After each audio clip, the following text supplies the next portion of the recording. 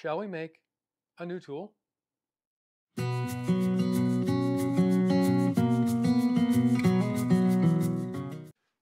Hey gang, welcome back to the shop on my channel. In the end of my last video, I mentioned that we need a new tool for the lathe. It's actually an addition to a tool kind of we already have. I know I'm being a little obtuse. We need a 3-wheel steady rest. We have a 2-wheel steady rest that I built many years ago. And it's got the inline skate wheels. This arm articulates in and out and goes up and down. It's held in place by mag switches, and it has a guide that goes into the gap in the bed for the tools, like so. And the way this works is, lock it in place. These are 95s, by the way. The new one's going to have 60s. 95s is overkill. You get the workpiece all lined up, and you will put a little tiny dimple in here and bring the steady rest up. Once that's done, you get it lined up, you bring the wheels in, give them a little bit of pressure, tighten that up, move the live center out of the way. And the reason we do it with these short pieces like this with a 2-wheeler is these axles for these little looms. They have this fine little finicky bits on the ends of them, and it's easier to turn those the steady rest out of the way. And Mara likes to turn them that way. Now, when I turn stuff on the lathe, it's typically furniture pieces. So I use the live center. Mara's going to start doing some walking sticks, which are narrow in diameter and going to be longer. So she needs a 3-wheel steady rest to keep that from wobbling around when she's doing the turning. So where did I go to look for a design? Well, of course, I went to YouTube. And I found a video by Paul Salverda. Paul, I hope I pronounced your last name correctly. Here's a picture from his video. Links in the description to his video. And it's a really elegant solution. The only difference between his and mine is I'm going to cut the parts on the CNC, so they'll be just a little cleaner. But Paul's solution is very, very nice.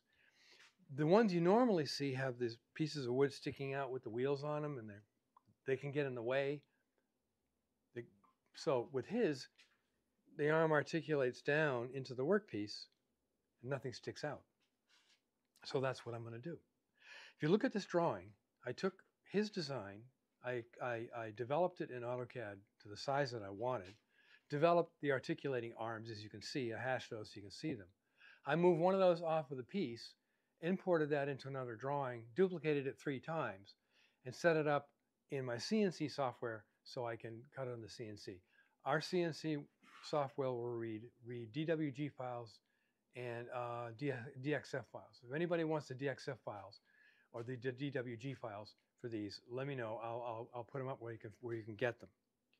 So that's it. I'm going to be doing that 3-way with the articulate, like an iris. It opens and closes like an iris. The difference, one of the main differences between his and mine is the lower wheel is going to come in from this side instead of from this side, so that they'll have something in back here holding the pressure. Of course, he mentions that he can turn his around if he needs to do that. So let's talk about some of the parts that are going to go on this thing. So first thing is the wheels. These are the wheels. They're the polyurethane or whatever wheels with roller bearings, needle bearings, whatever they got inside there. These are not skate wheels, nor are they skateboard wheels. These are replacement wheels for the luggage that you can roll around on the ground, wheels for your luggage. And the wheels wear out, the bearings wear out, you can buy replacements. These are from Amazon. Everything will be links in the description. They come with 2 sizes of axles, hex on one side, threaded on the inside. The longer one's going to work perfectly because the arms, the articulating arms, are going to be 1/2 inch thick with a counterbore for this top right here. And so that will fit in there like that. And then the screw that comes with these things will fit perfectly in there. There'll be 1 washer on this side. And the screws come already with blue Loctite on them. So that's cool. So let's go a little bit more into detail with that drawing I showed you and one more drawing that I'm using for layout. I'm going to go old school on paper. This is the drawing that I developed in AutoCAD. And you see I've got the inside dimension that we wanted, which is 12 inches. I developed the articulating arms using AutoCAD and the geometry that it allows me to do very quickly. The base is about 6.5 wide. It has a little bit of overhang. Then I hashed these so you can see what they look like on the ring. This one here, I took that and I put it into another drawing in AutoCAD so I could create it or develop it for the CNC. And this is what the CNC is going to cut. And the only difference between that other drawing and this one is the counterbore that's on the inside facing the ring for the axle for the wheels. And that's that right there. The most important relationship is this one right here between this pivot point and this slot. That has to be perfect, basically, but it's easy to do in a CAD program. Now, this is what the developed drawing to go into AutoCAD, going into the CNC machine looks like. The orientation of the drawing for CNC has to be in this direction. That's just the nature of the machine we have. I put 3 of these on here, and I've got tabs here, here, and here to hold them in place after it cuts the outline. Then it'll cut the holes, and it'll cut the slot, and it'll cut the counterbore. Then I have that file forever so that I can then, if I need to make more, I can make more. And this is the basic orientation of everything. So the pivot point is here, the slot is here, and the wheel, which you can't see, is here, and everything pivots down to the center from here. So pivot point, and everything pivots into the center, where the wheel would be right about here, pivots right into here. Gives me about a 3/8 of an inch opening if the wheels are all touching each other, so we can do very small parts. So that's essentially that. So that's what I'm doing with the CNC machine and how this is going to play out as I build it. Day 2 of the build. Now that you've got a really good general idea of how things are going to go together from the drawings that I made, today I did a trip up to my very expensive woodworking shop. This one is Woodcraft. We have a Woodcraft and a Rockler within driving distance of us. I went to Woodcraft because I can't get it locally. I wanted to get the better Baltic birch plywood for these parts. I wanted it to last a long time. So I got a little piece of 1/2 inch. And I got a larger piece of 3/4. Now, the circle that this is going to be, that's going to be the base for all of this, I have to cut out by hand because my CNC bed isn't wide enough. Got to leave something for the hand to work, right? I got a 12-inch wide bed. This is going to be 14.25 inches wide. So there. The drawing again we'll look at of that I imported into VCarve for the CNC. You'll notice the rectangular box. That tells the CNC how big the board is. You don't need to tell it how big the board is. You just can put a board in there with an indexing point where you index it in the drawing and it'll cut it out. But it's the way I like to do it. And that piece of wood is 14 by 9. So I cut out a 14 by 9 piece out of this and chuck it up in the CNC, and we'll cut it out and we'll go through the process. I've done this before in previous videos, but I'll go through a quick process on setting up the CNC to cut these parts out.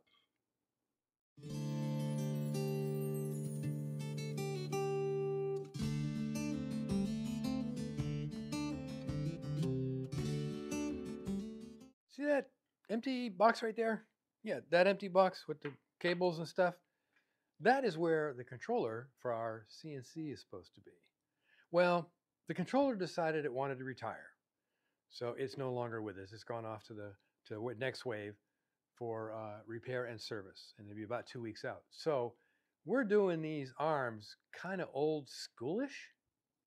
And when I say old schoolish, I mean we're back to patterns, spray mount, and wood. So basically, I'm sure everybody's done this before. So I printed these out full scale, and I'm going to spray mount them to the really nice, elegant, expensive plywood.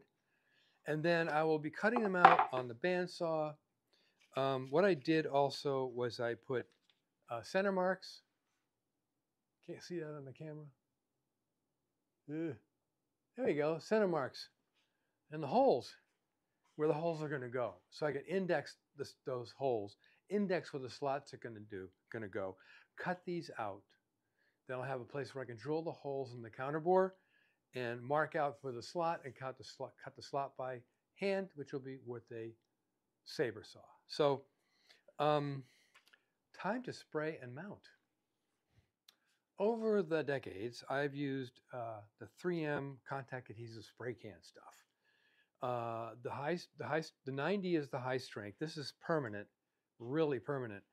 The 3M Super 77 is the stuff you would use if you're doing the old style cut and paste, putting graphs on paper and whatever, or sticking patterns onto your wood. It's not permanent. Well, it can be if you leave it long enough.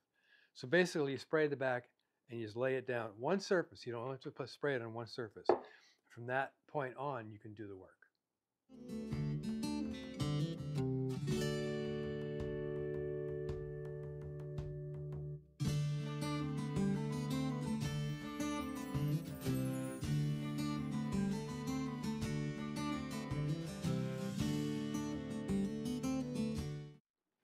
So there we are. Now you really want to let this set up for a little bit. Let some of the volatiles flash off because they'll flash through the paper. So as you're cutting it and such, you don't get the paper peeling off. So I'm going to let this sit for a bit. Then we're going to cut these out on the bandsaw.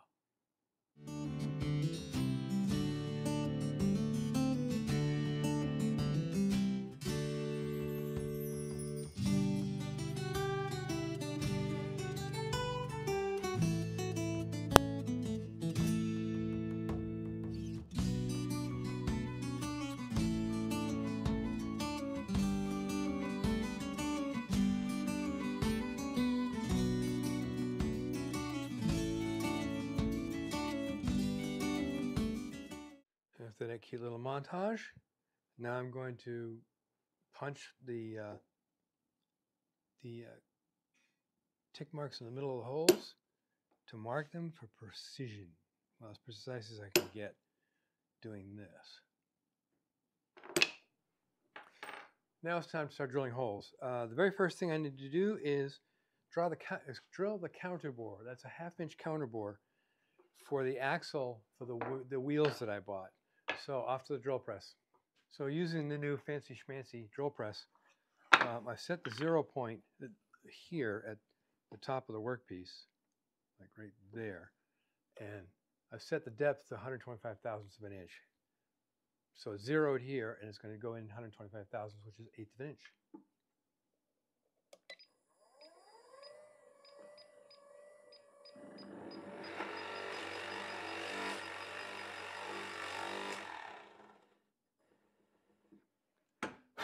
And it stopped for me and did a back drill. So I checked the measurement.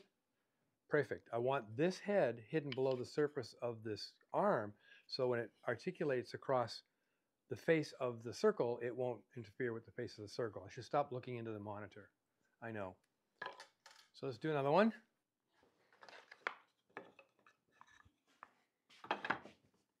So the next holes are all through holes, and these are 1/4 inch clearance holes. Not exactly a 1/4 inch because screws and things can vary somewhat. So I'm just going to drill through the counterboard and then the remaining holes. I know it's like watching grass grow, isn't it?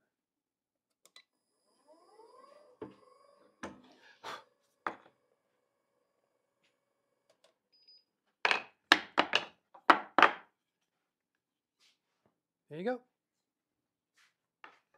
And just to show you, this flush here in the axle is where I want it to be.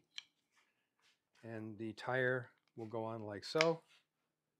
And I have to trim this one down. Actually, I think there's a shorter one in here, but either way, I'll have to trim this down. It's threaded all the way down. So I have to trim this down a little bit to give me the center axle of the tire fastened right to the piece of wood and keep it from wobbling at all. So there we go. Drill. Next is the arches.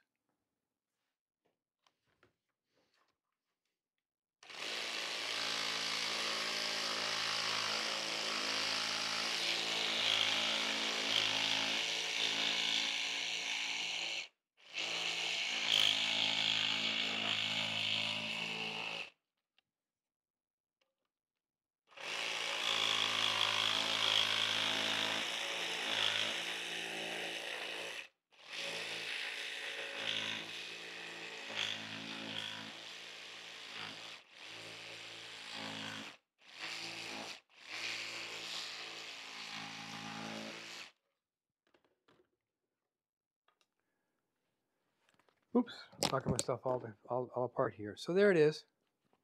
I cut the slots, obviously, as you just saw. We'll get them in camera. Slots. So these are essentially done. I got to do a little cleanup in the slots for a better look and a slightly better fit. But for right now, these are done. Now, considering the extra moments it took to cut these out and get them all to shape and everything, let's end this episode here because I don't want to drag it out too far. The next episode, we'll go ahead and mark up the 3/4 inch ply, which is over here, for the actual ring, the steady rest ring itself, and make the base and all that kind of stuff. And I'm still waiting on mag switches. I ordered some more mag switches, and I think they're going to be here in about a day or two. But anyhow, until next time, make great things out of wood. Make a new tool for your shop.